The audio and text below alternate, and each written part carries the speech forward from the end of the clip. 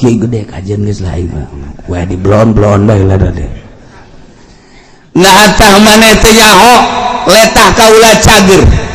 nah tah maneh teh nyaho qalbu kaula cager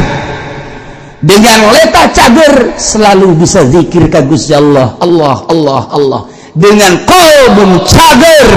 ulah bisa wauh jeung Allah sehingga bisa kadeuleu eueuh mata maneh kadeuleu eueuh mata lauhil mahfuz kukula kadeuleu masyaallah cek eta wali aing murigak bumi mah kos kieu tuh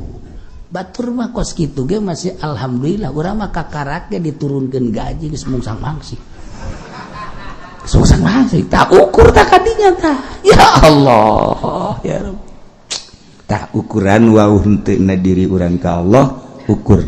ketika menghadapi nikmat ketika menghadapi cocoba ukur aing datang ke mana kekuatanna ya Allah